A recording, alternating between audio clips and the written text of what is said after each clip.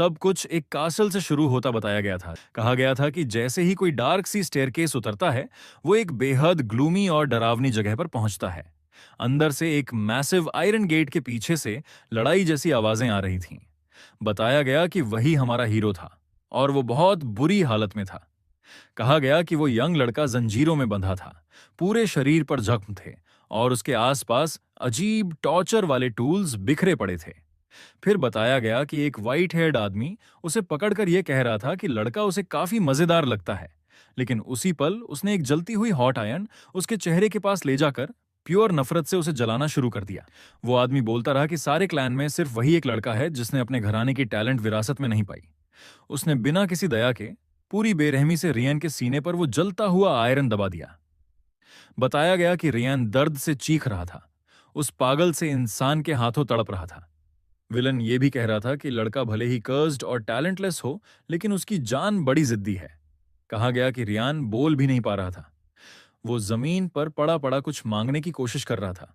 उसकी आंखों में आंसू थे और वो उस आदमी से अपनी तकलीफ खत्म करने की भीख मांग रहा था। लेकिन वो आदमी हंसकर कह रहा था कि उसे समझ ही नहीं आ रहा रियन क्या कहना चाहता है। शायद उसे उसकी जबान नहीं जलानी चाहिए थी। उसने कहा कि उसे सर्मन ब्लड लाइन से कुछ निकालने की उम्मीद थी, पर अब सब बेकार लग रहा है। वो मुड़कर यह भी बोलकर जा रहा था कि रियान अभी नहीं मर सकता क्योंकि घर को अभी उसकी जरूरत है। लेकिन असलियत यह थी कि वो पिछले 3 साल से सरमन हाउस के खत्म होने की खुशी मना रहा था। रियन वहीं जंजीरों में लटका हुआ था, पूरी तरह टूटा हुआ, उम्मीद से खाली। सिर्फ सेल की खिड़की से आती मूनलाइट ही उसे थोड़ा रोशन कर रही थी। कहा गया कि वो 3 साल से उसी डंजन में अकेला और भुलाया हुआ पड़ा था।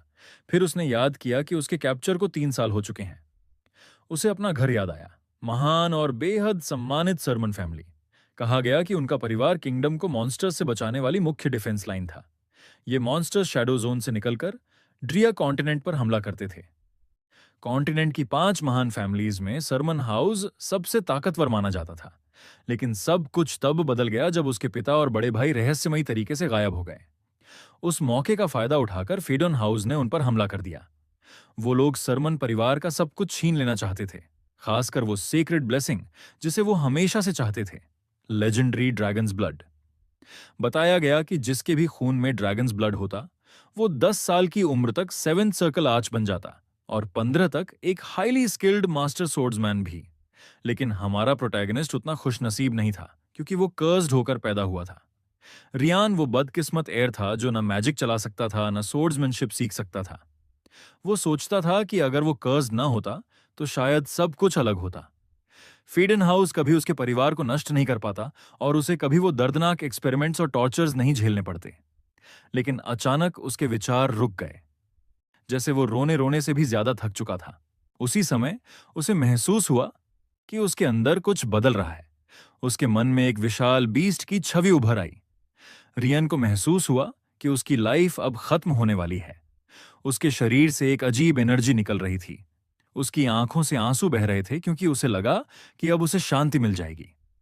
उसी पल उसके मन में उस विशाल पर्पल ऑरा वाले बीस्ट की छवि फिर से चमकी और फिर उसे अपना एक पुराना दृश्य दिखा जहां वो खुद एक जायंट मॉन्स्टर को मार रहा था।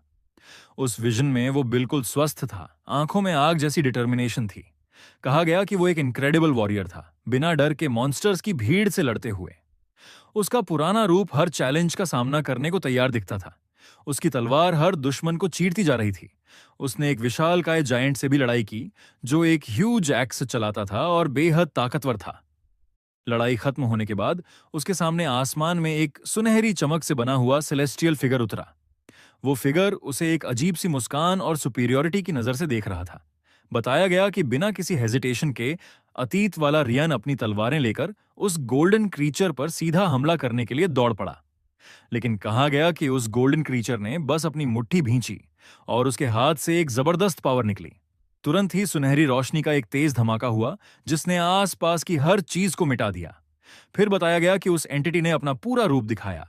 वो चमकदार आर्मर पहने हुए था और उसके हाथ में लाइट से बनी हुई सोर्ड थी। उस अस्तित्व ने हाथ बढ़ाकर कहा था कि वो रियन की इच्छा पूरी करेगा। सीन वापस प्रेजेंट में शिफ्ट होता बताया गया। कहा गया कि रियान को किसी ने उसका नाम पुकारते हुए आवाज दी और वो चौंक कर आंखें खोल देता है। एक ब्लॉन्ड लड़की जिसने ग्लासेस पहने थे घबराहट में उसे यंग मास्टर कहकर बुला रही थी। उसी पल बताया गया कि रियान की आंखों से तीखी ब्लू लाइट निकलने लगी। वो जागा तो बेहद कंफ्यूज था। उसने ऊपर देखा तो मेड कॉलिन उसे चिंता से देख रही थी। रियन ने उसे तुरंत सरमन हाउस की नैनी के रूप में पहचान लिया, लेकिन यह भी सोचा कि वो इतनी यंग क्यों दिख रही है। आसपास देखकर उसे झटका लगा, क्योंकि वो अपने पुराने मैंशन में वापस था। घबराकर उसने मेड से मिरर मांगा, जिससे वो पूरी तरह कंफ्यूज्ड हो गई। मिरर में देखने पर वह देखता है कि उसके सामने उसका बचपन वाला चेहरा है। यह देखकर वह बिल्कुल निशब्द रह गया। उसने तुरंत लड़की से आज की तारीख पूछी, और जब उसने जवाब दिया कि अभी साल 1892 है, तो रियन शॉक में आ गया। उसे एहसास हुआ कि वह समय में पीछे लौट आया है, जब वो सिर्फ 12 साल का था। उसकी आंखों में फिर से टेंशन और तीव्रता आ गई, क्योंकि उसे याद आया कि इसी समय फेडन हाउस ने उसके परिवार को गिराने की प्लानिंग शुरू की थी। उसे गोल्डन बीइंग की वो बात याद आई कि उसकी इच्छा पूरी की जाएगी। वह सोचने लगा कि क्या ये सब सच में रिग्रेशन है। तभी कमरे में फुटस्टेप्स सुनाई दी और एक आदमी अंदर आया। उसने कहा कि उसे लगा था यंग मास्टर फिर से बीमारी का नाटक कर रहा है। रियन ने उसे देखकर तुरंत पहचान लिया। वो था अलेक्जेंड्रो, सर्मन फैमिली नाइट्स का कैप्टन और उसका पुराना मास्टर। कैप्टन ने लड़के को गौर से देखकर कहा कि उसकी हालत ठीक नहीं लग रही। इसलिए उसने फैसला किया कि आज रियान ट्रेनिंग छोड़ सकता है। लेकिन रियान ने तुरंत मेड की तरफ देखकर कहा कि वो प्रैक्टिस मिस नहीं करेगा, जिससे मेड कॉलिन और ज्यादा कंफ्यूज्ड हो गई। अलेक्सांड्रो ने उसे शक की नजर से देखते हुए पूछा कि वो अचानक इतना कॉन्फिडेंट क्यों लग रहा है। लेकिन रियन ने बस मुस्कुराकर कहा कि वो ठीक है, और उसने पूछा कि आज की ट्रेनिंग क्या होगी। ये सुनकर कैप्टन हैरान रह गया। उसने बताया कि आज फेंसिंग प्रैक्टिस है, और पूछा कि क्या वो सच में आराम नहीं करना चाहता। लड़के के बदले हुए व्यवहार को देखकर कैप्टन ने सवाल किया कि क्या वो सच में वही यंग मास्टर है। रियान ने मुट्ठी भींचकर पूरी दृढ़ता से कहा कि हाँ, वो बिना शक वही है जिसे दोबारा मौका मिला है। कैप्टन ने मन ही मन सोचा कि यह सब विश है या रिग्रेशन, लेकिन फिर कहा कि फर्क नहीं पड़ता।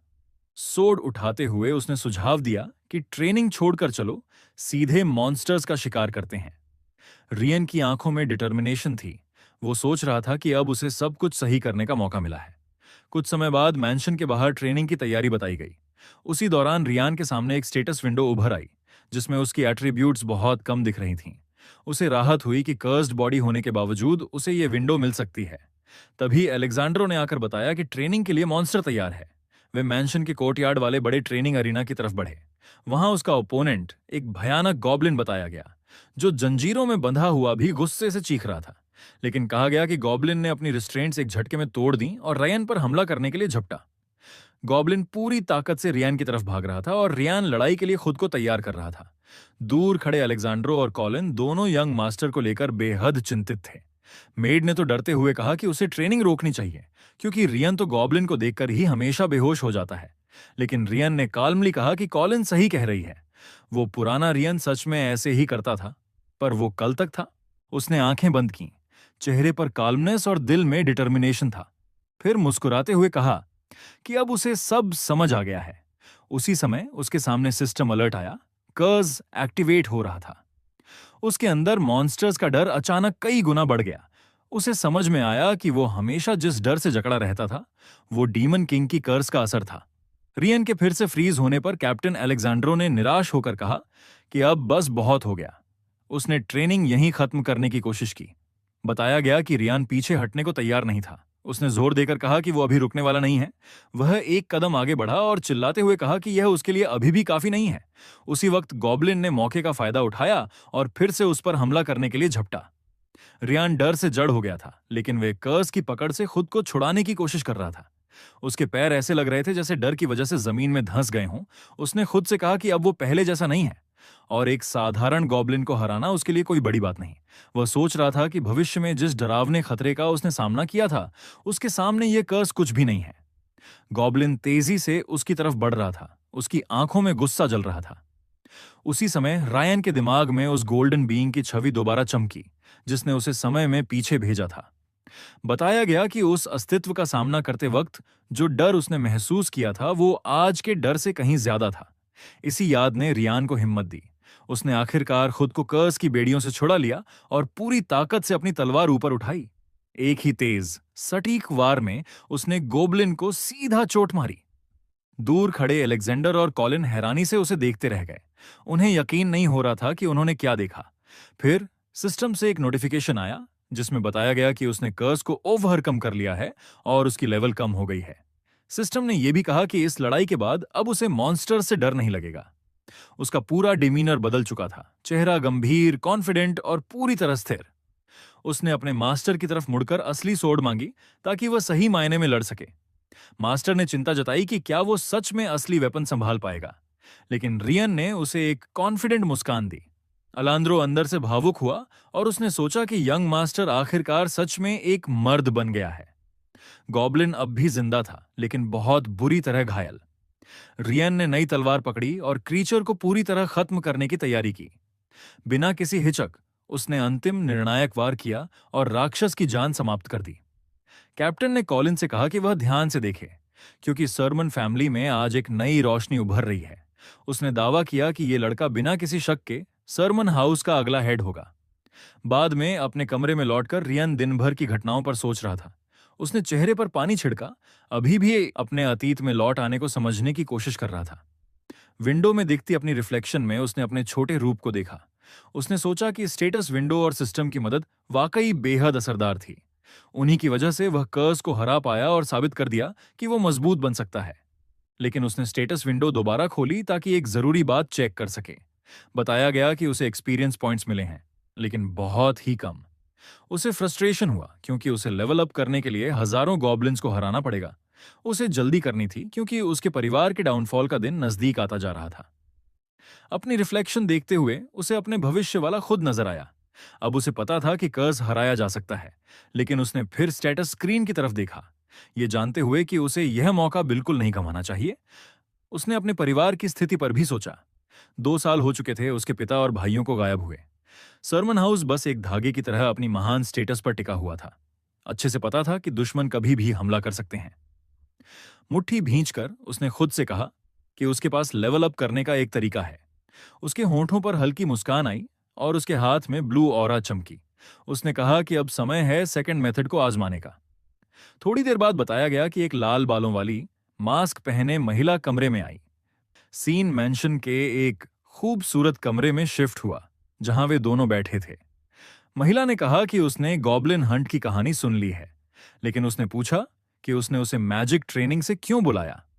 बताया गया कि यह महिला सीना थी, मैजिक कॉर्प की कैप्टन और एक शक्तिशाली 7 सर्कल आर्चमेज।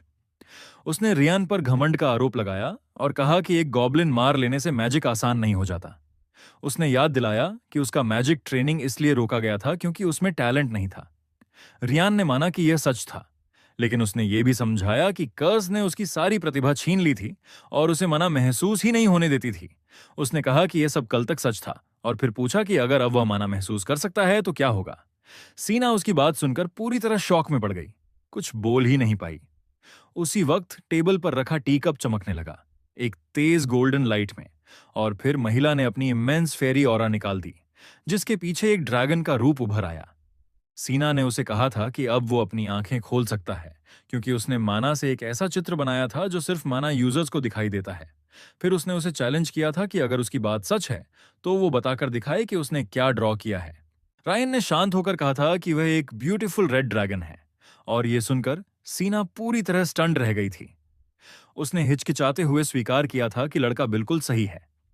वो सोच रही थी कि वह इतनी जल्दी कैसे बदल गया, और उसने उसके कॉम्प्लेक्स माना फॉर्मूला के अंदर छुपा हुआ ड्रैगन आखिर देखा कैसे। वो जवाब लेने के लिए बेचैन थी और इसीलिए उसने डिमांड किया था कि वह बताए कि उसने फैमिली कर्स अचानक कैसे ओवरकम कर लिया। रियान ने गहरी सांस लेकर सीना का नाम लिया था और बताया था कि वह परिवार वाली मना रिफाइनिंग मेथड बिल्कुल इस्तेमाल नहीं कर सकता, इसी वजह से उसे सीना की मदद की जरूरत है। मैजिक कॉर्प की कैप्टन सीना उसे ध्यान से देख रही थी। वह जानती थी कि माना रिफाइनमेंट पावर बढ़ाने के लिए बेहद जरूरी मेथड है, और इसका मतलब था कि प्रक्रिया के दौरान वह उसकी जान को पूरी तरह अपने हाथों में लेगी। लेकिन लड़का एकदम काल्म मुस्कान के साथ कह रहा था कि उसे रिस्क की कोई परवाह नहीं। जब उसने पूछा था कि कहीं उसे मरने का इरादा तो नहीं, तो रियनली ने हल्की मुस्कान के साथ कहा था कि वह उसके पावर का वैसे भी सामना नहीं कर सकता। उसने गंभीर नजरों से कहा था कि इस दुनिया में वह सिर्फ उसी से यह मदद मांग सकता है। फिर उसे अपनी पिछली जिंदगी की वह घटना याद आई थी जब दोनों पर अचानक हमला हुआ था। उस समय सीना बुरी तरह घायल थी, लेकिन फिर भी वह पूरे साहस के साथ लड़ती रही थी। शरीर टूट चुका था, फिर भी उसने आखिरी पल तक बिना हिचके उसकी रक्षा की थी। वर्तमान में लौटकर रियान ने अपनी मास्टर को पूरे भरोसे के साथ देखा था। हाथ बढ़ाकर उसने कहा था कि उसे उस पर किसी और से ज्यादा विश्वास है, और आखिरकार सीना ने उसकी मदद करने के लिए हामी भर दी थी। युवा लड़के ने रिफाइनमेंट रिचुअल शुरू करने के लिए अपने कपड़ों का ऊपरी हिस्सा हटा दिया था। जैसे ही वह घुटनों के बल बैठा, उसकी छाती पर बना अजीब सा निशान चमकने लगा और उसके शरीर के चारों ओर नीली औरा फैल गई। सीना ने बताया था कि वह अब प्रक्रिया शुरू कर रही है। कमरे में हल्की गुलाबी मिस्ट भरने लगी। वह ब्लू अर्थ रिफाइनमेंट मेथड इस्तेमाल कर रही थी, एक टेक्निक जो सिर्फ डायरेक्ट एयर्स को पता होती है। रियनली को याद आया था कि उसने इस टेक्निक को अपने पिछले जीवन में एन में ट्रेनिंग के दौरान इस्तेमाल किया था ताकि खुद को और मजबूत बना सके। सीना ने उसे फटकारते हुए कहा था कि वह ध्यान लगाए, क्योंकि यह प्रक्रिया बेहद खतरनाक है। उसने चेतावनी दी थी कि दर्द बहुत अधिक होगा और उसे आवाज नहीं करनी है, न ही हिलना है। उसने गंभीर होकर कहा था कि अगर दर्द असहनीय हो जाए तो उसे रिचुअल रोकने पर विचार करना चाहिए। ये सुनकर लड़के को दर्द शब्द ने उसकी पुरानी यादें वापस दिला दी थीं। वो सारी यातनाएं जो उसने भविष्य में उस व्हाइट हेयर्ड आदमी से झेली थीं। लेकिन उसने मन में ठान लिया था कि इस बार वह झुकेगा नहीं। उसने पूरी इच्छा शक्ति के साथ उस दर्द को सहना शुरू कर दिया। दर्द बढ़ते ही उसने जोर से कहा था कि वह सीना पर भरोसा करता है, और यह सुनकर सीना भी हैरान रह गई थी। उसकी बात समझकर सीना ने अपनी आंखें बंद की और पूरा ध्यान रिचुअल में लगा दिया। उसने अपनी पूरी माना छोड़ दी और लड़के का शरीर तेज रोशनी से चमकने लगा। एनर्जी उसकी नसों में बह रही थी, उसकी आंखें पावर से चमक रही थीं। लेकिन तभी सिस्टम ने वार्निंग दी कि कर्स एक्टिवेट हो गया है और सारी इनकमिंग माना बिखर रही है। सिन्हा ने भी नोट किया था कि कर्स ठीक वैसा ही व्यवहार कर रहा है जैसा उसे बताया गया था, लेकिन वह इसके लिए तैयार थी। कर्स को काउंटर करने के लिए उसने निर्णय लिया कि वह यंग मास्टर के शरीर में और भी ज्यादा माना डालेगी। सिस्टम लगातार वार्निंग देता रहा कि कर्स लगातार एक्टिवेट हो रहा है। रियनली को समझ आया था कि वार्निंग सिर्फ उसे दिखाई दे रही हैं और कर्स उन दोनों की माना को खींच रहा है। सीना जानती थी कि एक आर्च मेज की मना भी इस कर्स को पूरी तरह रोक नहीं सकती, लेकिन लड़के ने ठान लिया था कि वह एन मेथड का इस्तेमाल करके सारी माना को अपने शरीर में कन्फाइन करेगा। ऐसा करके वह कर्स को डिसीव करेगा और पूरी इनकमिंग माना खुद के अंदर रोके रखेगा। सीना यह देखकर स्टंट थी कि उसके अनुसार जो माना बाहर फैल जानी चाहिए थी वो अब बिल्कुल भी बाहर नहीं निकल रही थी। सिस्टम फिर से वार्निंग देने लगा कि कर्स एक्टिवेट हो रहा है, लेकिन इस बार सिस्टम ने यह भी बताया कि रियान कर्स के इफेक्ट को रेजिस्ट कर रहा है। उसका पूरा शरीर ऐसे जलने लगा था जैसे बिजली की चपेट में हो, पर वह हिला नहीं। उसने मन में चिल्लाकर कहा था कि वह किसी भी हाल में हार नहीं मानेगा। उसे अपने पिछले जीवन की सारी बैटल्स याद आईं, वह दर्द जो उसने सहा था, वह संघर्ष जो उसने जीता था। वह एन का ग्रैंड मास्टर प्लेयर था। वह इतनी आसानी से हार मानने वाला नहीं था।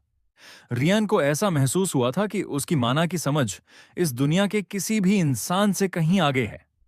वह जानता था कि यह नॉलेज शरीर में नहीं, बल्कि उसकी सोल में हमेशा के लिए दर्ज है, इसलिए वह इसे अब अपनी ताकत के रूप में इस्तेमाल करेगा। फिर उसने आर्किन से कहा था कि उसे नहीं पता कि सामने वाला किस तरह का डीमन किंग है, लेकिन उसकी ताकत और स्किल इतनी ज्यादा है कि एडन जैसे भगवान भी उसका मुकाबला नहीं कर पाए थे। उसी समय उसके सीने पर बना अजीब निशान टूटने जैसा लगने लगा और वहां से सफेद रोशनी निकलने लगी। लड़के ने पूरी शक्ति से दहाड़ लगाई थी और उसके शरीर से नीले एनर्जी का एक भारी विस्फोट फूट पड़ा था। अब उसके शरीर में बह रही गोल्डन मना बिना किसी रुकावट के स्मूथली फ्लो कर रही थी, लेकिन यह सब करने के बाद वह पूरी तरह थक गया और जमीन पर गिर पड़ा। होश जाते हुए उसने सोचा था कि सब ठीक है, क्योंकि वह सफल हो चुका है। उसका मन फिर उसी खून से सने जेल की खिड़की वाली याद में लौट गया था। उसने महसूस किया कि भविष्य में जो दर्द उसने झेला था, उसके मुकाबले रिफाइनमेंट का यह दर्द तो कुछ भी नहीं था। उस मेमोरी में मास्क्ड लोग बात कर रहे थे कि उसे खत्म करके बेस वापस जाना है। तभी हवा में तेजी से एक तलवार चमकी और एक हुडेड आदमी अचानक प्रकट होकर पहरेदारों पर हमला करने लगा। वह रहस्यमयी आदमी डंजन का हाल देखकर और रियन की हालत देखकर हैरान हो गया था। रियन ने घबराकर चिल्लाया था कि इंट्रूडर को कोई रोके, लेकिन उसी पल मेमोरी टूट गई और उसे लगा कि वह कहीं और खड़ा है। वह एक डार्क जंगल में पूरी रात के आसमान को देख रहा था, जहां एक फुल मून चमक रहा था। उसे समझ नहीं आया कि वह डंजन से बाहर इस डरावने जंगल में कैसे पहुंचा। तभी किसी ने उसे पकड़ते हुए पूछा था कि क्या वह अपने नाइटमेयर से आखिरकार जाग गया है। वह आदमी अलेक्जेंड्रो था, उसका पुराना मास्टर, जो खून से लथपथ और बुरी तरह घायल था। उसने माफी मांगते हुए कहा था कि वह उसे बचाने में देर कर गया। रियान की आंखों में उम्मीद की चमक आ गई थी और उसने पूछा था कि क्या वह उसे उस जगह से बचाने आया था।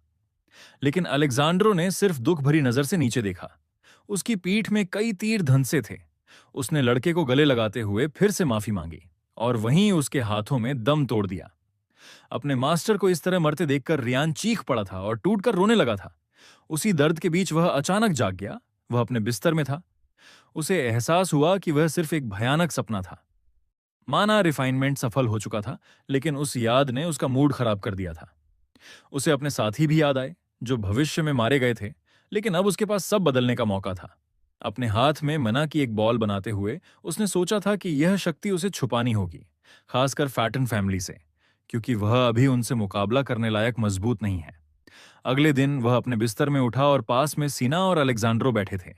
उसने काल्मली कहा था कि माना रिफाइनमेंट असफल हो गया। दोनों एकदम शॉक्ड रह गए। मास्टर और मेज को समझ नहीं आ रहा था कि वह क्या कह रहा है। दोनों एक्सप्लेनेशन का इंतजार कर रहे थे, लेकिन लड़के ने सोचा था कि सच बताना बहुत जोखिम भरा है और वो मानेंगे भी शायद नहीं। इसलिए उसने कहा था कि उसने पूरी कोशिश की, लेकिन उसे अपने अंदर कोई मना महसूस नहीं हो रही। उसने हाथ बढ़ाकर सीना से कहा था कि चाहें तो खुद चेक कर लें। सीना को समझ नहीं आया कि वह अपनी सफलता क्यों डिनाई कर रहा है, लेकिन फिर भी वह चेक करने को तैयार हो गई। उसने अपने हाथ में फायरी ऑरा जगाई और माना डिटेक्शन एबिलिटी इस्तेमाल की। एक हरे और सुनहरे रंग की एनर्जी दोनों के हाथों के बीच बहने लगी, लेकिन रियन के शरीर में उसे माना का एक कण भी महसूस नहीं हुआ। वह पूरी तरह स्टंड रह गई। रियन ने अंदर ही अंदर मुस्कुराया। उसकी योजना बिल्कुल सही चली थी। सीना ने कहा था कि जो मना कल उसके अंदर था, आज वह पूरी तरह गायब है। उसे याद था कि वह कल मना से भरा हुआ था, लेकिन अब बिल्कुल खाली लग रहा था। शॉक्ड और शर्मिंदा होकर वह बिना कुछ कहे कमरे से बाहर चली गई। अलेक्जेंड्रो उसकी प्रतिक्रिया देखकर परेशान हो गया। उसने रियान को सांत्वना दी कि उसे निराश नहीं होना चाहिए और वह अपनी सोर्ड ट्रेनिंग जारी रख सकता है। लेकिन रियान ने कहा था कि वह ऐसा फिर नहीं कर सकता, क्योंकि वह बहुत मुश्किल था। यह सुनकर मास्टर इतने शॉक्ड रह गए कि जैसे उनकी आत्मा शरीर से निकल गई हो। समय बीत गया और ऑटम के पत्ते ग्रैंड मैंशन पर गिरने लगे। 2 महीने बीत गए थे और अब सर्दियों की बर्फ पूरे स्टेट को ढकने लगी थी। मेड कॉलिन मास्टर के कमरे के बाहर बेचैनी से खड़ी थी।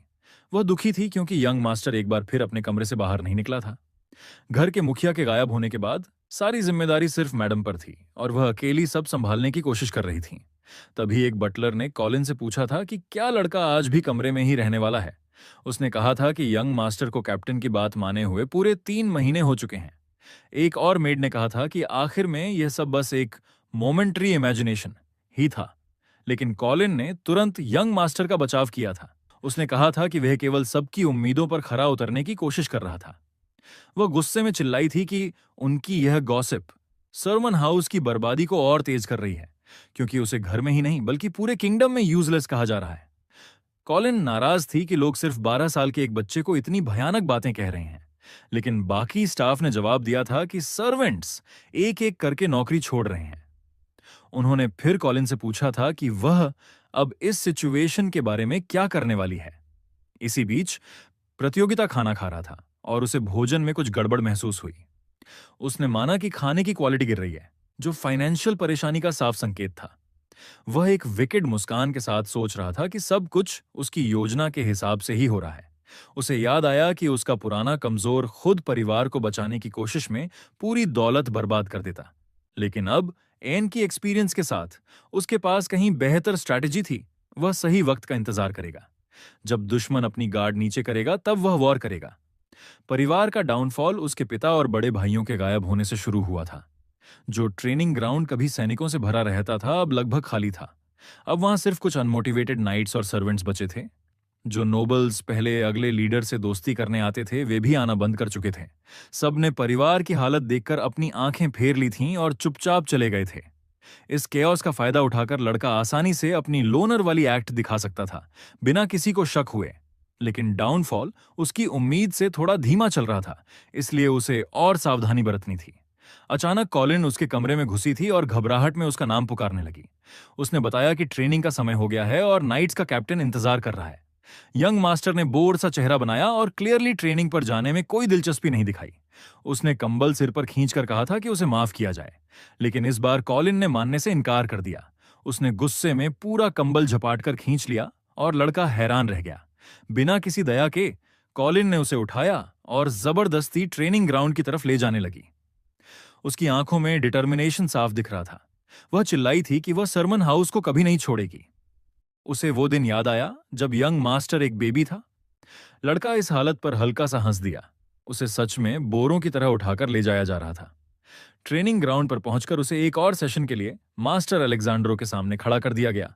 अलेक्जेंड्रो चिल्ला रहा था कि उसे तलवार पकड़ना कितनी बार सिखाना पड़ेगा। उसने समझाया कि यह सोर्ड्समैनशिप हर स्विंग के साथ ब्लेड में माना भरता है।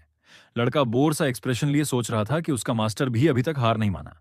वह उनकी लॉयल्टी का बदला चुकाना चाहता था, लेकिन रात में ट्रेनिंग करते हुए पकड़ा नहीं जा सकता था। बॉडी डोमिनेशन एक ऐसा एलियन स्किल था जो शरीर की असली स्थिति को छुपाता था। अचानक सिस्टम ने नोटिफाई किया कि उसका एक्सपीरियंस बढ़ गया है और उसे नए पॉइंट्स मिले हैं। उसकी स्ट्रेंथ और स्टैमिना स्टैट्स बढ़ गए थे, लेकिन उसी समय उसे तेज दर्द महसूस हुआ। घबराकर उसने कहा कि उसे रेस्ट रूम जाना है और वह वहां से भाग गया। बाथरूम में उसने महसूस किया कि स्किल अभी अनस्टेबल है और अचानक मूवमेंट से टूट सकती है। उसने अपनी स्टेटस विंडो खोली ताकि देख सके इतनी ट्रेनिंग के बाद प्रोग्रेस कैसी है। वह अब लेवल 3 पर था और उसकी एट्रीब्यूट्स शुरुआत से काफी बढ़ चुके थे। वह मुस्कुराया। 3 महीने की सीक्रेट ट्रेनिंग आखिरकार असर दिखा रही थी। उसने सोचा कि जैसे ही उसके एट्रीब्यूट्स 20 तक पहुंचेंगे उसे गोस्ट क्लास मिल जाएगी। बाहर आता है तो वह देखता है कि उसका मास्टर एक गेस्ट से बात कर रहा है। उसने क्यूरियोसिटी से पूछा कि यह आदमी कौन है। उस व्यक्ति ने खुद को ट्रूनो हिल बताया, सरमन हाउस का जनरल मैनेजर, और उसने माफी मांगते हुए लड़के को एक लेटर दिया। प्रोटैगनिस्ट को तुरंत महसूस हुआ कि यह सिचुएशन उसकी पिछली जिंदगी से अलग है। रियन ने बताया कि उसने स्क्रॉल ले लिया था क्योंकि उसे पहले से पता था कि उसके अंदर क्या लिखा है। उस लेटर में सेकंड प्रिंस काइल डैरन की ओर से एक पार्टी का इनविटेशन था। उसी दिन सरमन हाउस की बर्बादी की आखिरी चाल शुरू होने वाली थी। पार्टी के रास्ते में कैरेज में बैठा प्रोटैगनिस्ट नींद में जम्हाई ले रहा था। ट्रूनो ने कहा था कि वो निकलने के बाद से बस सो ही रहा है। यंग मैन ने शिकायत की कि ये सब कॉलिन की वजह से हुआ। कल रात मेड ने बड़े एक्साइटमेंट में उसके कपड़े चुनते चुनते उसे देर तक जगाए रखा। मैनेजर ने समझाया कि वो जानता है क्योंकि न ही अलेक्जेंड्रो और न ही सीना उनके साथ थे, और हाल ही में बॉर्डर पर अचानक मॉन्स्टर्स का बड़ा हॉर्ड आ गया था। सुरमान फैमिली की ड्यूटी ये थी कि वो मॉन्स्टर्स को कॉन्टिनेंट में घुसने से रोके। सीना एक्टिंग हेड थी, इसलिए वो मैडम के समन्स को मना नहीं कर सकती थी। रिजल्ट ये हुआ कि सिर्फ 12 साल का ब्रैड कैपिटल भेजा जा रहा था फैमिली की तरफ से रिप्रेजेंट करने, लेकिन ट्रूनो का मानना था कि किंगडम में कोई भी सरमन्स के डायरेक्ट मेंबर को नुकसान पहुंचाने की हिम्मत नहीं करेगा। रियन ने सोचा कि यह बात तब सच होती जब उनका परिवार उतना ही पावरफुल होता जितना पहले था, लेकिन अब फैमिली कमजोर पड़ चुकी थी, इसलिए हाई न्यूज का हेड को खुद बर्थडे सेलिब्रेशन में आना पड़ रहा है। बॉय ने हल्की मुस्कान के साथ सोचा कि यह पूरा सिचुएशन उसी ने प्लान किया था। आखिरकार वो लोग डैरन किंगडम की रॉयल कैपिटल डर्बन पहुंच गए। सिटी बहुत ही ग्रैंड और खूबसूरत थी। बड़ी बड़ी इमारतें और रॉयल आर्किटेक्चर हर जगह दिख रहा था। ग्रैंड पैलेस के एंट्रेंस पर सर्वेंट्स और मेड्स की भीड़ उनका इंतजार कर रही थी। जैसे ही वो कैरेज से उतरा, फिर एक ब्लॉन्ड हेयर्ड मैन सस्पिशियस सी मुस्कान के साथ बोला कि ड्रैगन ऑफ ड्रिया को वेलकम। वो था काइल डैरन, सेकंड प्रिंस और पार्टी का होस्ट। ट्रूनो ने यंग मास्टर की तरफ से किंगडम की हॉस्पिटैलिटी के लिए धन्यवाद दिया, लेकिन रियान मन ही मन हॉस्पिटैलिटी शब्द पर हंस रहा था। उसे याद आया कि रास्ते भर सिटीजन्स की नजरें उनके कैरेज पर टिकी थीं। कभी यह फैमिली इतनी रिस्पेक्टेड थी कि लोग उसके डाउनफॉल को लेकर दुखी नजर आ रहे थे। हर तरफ से पिटी और कंसर्न दिख रहा था। बॉय के बारे में रूमर्स भी फैल चुके थे, जिनमें उसे डिलिंक्वेंट बताया जा रहा था। नोबल्स की कंटेम्प्ट वाली नजरों को उसने नोटिस किया, लेकिन ये सब भी उसके प्लान का हिस्सा था। कॉन्फिडेंट मुस्कान के साथ उसने सोचा कि सब कुछ ठीक वैसे ही हो रहा है जैसे उसने चाहा था। फिर यंग मैन ने बेवकूफ बनने का नाटक किया। सबको मजबूरी वाली चीरफुल स्माइल देकर ग्रीट किया। ट्रूनो यंग मास्टर की हरकत से एम्बैरेस्ड हो गया और समझ नहीं आ रहा था कि कहां देखे। बाकी गेस्ट खुलकर हंस रहे थे और बॉय की हालत पर ताना मार रहे थे। रियन की आंखों में एक मलिशियस चमक थी। वो सोच रहा था कि यह नाटक और कितना चलाना पड़ेगा। उधर कास्टल के कुछ गार्ड्स आपस में यंग मास्टर की अराइवल की बात कर रहे थे।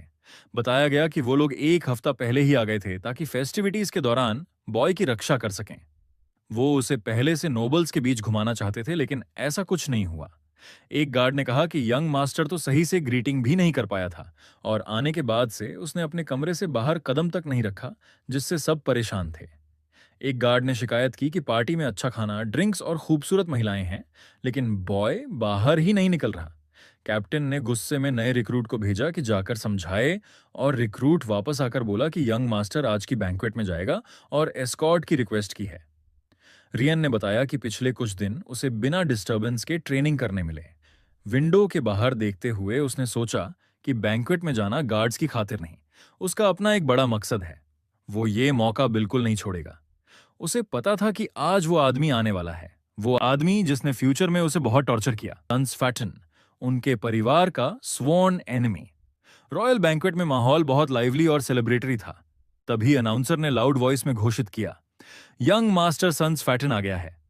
ग्रैंड बॉलरूम के दरवाजे खुले और अंदर तेज रोशनी फैल गई। सन्स फैटन बेइंतहा एरोगेंस के साथ अंदर दाखिल हुआ। उसका पोस्चर बहुत डोमिनेटिंग था। उसके गार्ड्स उसके साथ चल रहे थे और पूरा हॉल उसे एडमिरेशन के साथ देख रहा था। ट्रूडो ने बताया कि उसने सन्स को घूर कर देखा था जब वो यंग मैन उसे ग्रीट करने पास आया। सन्स ने बटलर को पहचान लिया और एक नकली सी मुस्कान देकर कहा कि उसने सुना है सरमन हाउस सबसे पहले पहुंच गया है। फिर उसने यंग मास्टर के बारे में पूछा। प्रोवोकेटिव टोन में उसने रियान सरमन की लोकेशन जाननी चाहिए। ट्रूडो उस सवाल पर घबरा गया और समझ नहीं पाया कि कैसे जवाब दे। तभी सन्स ने सरमन हाउस की गिरती हालत से जुड़े रूमर्स छेड़े। साफ पता था कि वो बटलर को चिढ़ा रहा है। वो फख्र से बोला कि उसने सिर्फ 15 साल की उम्र में मैजिक का 5th सर्कल हासिल कर लिया है। लेकिन सरमन हाउस को उन्हीं के कैपिटल में इंसल्ट करना ट्रूनो को बर्दाश्त नहीं हुआ। सन्स ने कहा कि उसे रूमर्स पर यकीन नहीं है और जो भी फैमिली को बदनाम करे उसे सजा मिलनी चाहिए। उसकी ये हिम्मत ट्रूनो को और भड़का गई और उसने गुस्से में मन ही मन सन्स को एक डिलिंक्वेंट कह दिया। उसी समय हॉल में आवाज गूंजी, dragon of Dria, young master Ryan आ चुके हैं। सन्स ने मुड़कर देखा कि प्रोटैगोनिस्ट बड़े कॉन्फिडेंट अंदाज में हॉल में प्रवेश कर रहा था। ट्रूनो हैरान था कि बॉय अचानक कमरे से बाहर कैसे निकल आया। रेडिएंट ऑरा के साथ रियन किसी असली नोबल की तरह चल रहा था। एलिगेंट सूट में उसकी कॉन्फिडेंस और प्रेजेंस ने पूरे हॉल को इंपैक्ट कर दिया। गेस्ट आपस में कह रहे थे कि वो तो बिल्कुल अलग लग रहा है, उन रूमर्स जैसा नहीं। किसी को नहीं लग रहा था कि ये किसी गिरती फैमिली का वारिस है। सन्स ये देखकर इरिटेट हो उठा। सरमन नाम पर फिर से अटेंशन देखकर उसकी जेलसी बढ़ गई और उसने मुट्ठी भींच ली। रियान सीधा अपने राइवल की ओर गया, चुनौती भरी नजरों और कॉन्फिडेंट पोस्चर के साथ। उसने पूछा कि क्या वो सन्स फैटन है और कहा कि उसके भाई ने उसके बारे में बहुत बातें बताई हैं। ट्रूनो ये सुनकर चौंक गया। लट्स, जो फैमिली का 4th और मिसिंग सन था, उसका जिक्र सुनकर बाकी गेस्ट्स भी विस्पर करने लगे। सन्स ने हड़कचाकर कहा कि वो भी यंग मास्टर के बारे में कुछ बातें जानता है, लेकिन रियान ने उसे बीच में रोक दिया। उसने कहा कि उसका भाई सन्स की बहुत तारीफ करता था, उसे एक्सेप्शनली काइंड पर्सन कहा था। फिर वो बोला कि एकेडमी छोड़ने के बावजूद सन्स की रेपुटेशन काफी अच्छी थी। ये सब कहते हुए रियान के चेहरे पर एक प्रोवोकेटिव मुस्कान थी, जबकि सन्स का गुस्सा बढ़ता जा रहा था। प्रोटैगनिस्ट ने बताया कि सन्स ने एकेडमी में एक बुलीड स्टूडेंट की मदद की थी और एक गर्ल को भी बचाया था जिसे परेशान किया जा रहा था। हर फैब्रिकेटेड बात ने सन्स को और भड़का दिया। यंग मैन ने फिर उसके भाई के नीज से जुड़ी बात भी चलाई। ट्रूनो ने बीच में कूदकर कहा कि मैंने ये कहानी भी सुनी है कि जब यंग मास्टर लात के घुटनों में दर्द होता है तो यंग मास्टर सन्स ने उन्हें अच्छी दवा लाकर दी। बटलर ने कहा कि कैप्टन ने कोई मैसेज भेजा था, पर उसे याद नहीं। रियन सन्स के पास झुककर उसके कान में कुछ फुसफुसाया और स्मर्क किया। ये देख ट्रूनो ने उसे गुस्से में पीछे किया और कहा कि राइवल को घूरना बंद करो। रियन की आंखों में हल्की ब्लू ऑरा चमक रही थी। वो सन्स की रिएक्शन का मजा ले रहा था। सन्स इंसल्ट से तिलमिलाकर रह गया। उसे यकीन नहीं हो रहा था कि यंग मास्टर इतनी हिम्मत कैसे कर सकता है। उसकी आंखों में भरी नफरत साफ दिख रही थी। वो सोच रहा था कि रियन उसे थ्रेटन करने की जुर्रत कैसे कर सकता है, लेकिन हीरो को उसकी परवाह नहीं थी। वो चाहता था कि सन्स और ज्यादा गुस्से में आए, क्योंकि ये गुस्सा उसके ग्रैंड प्लान की सबसे जरूरी सीड थी।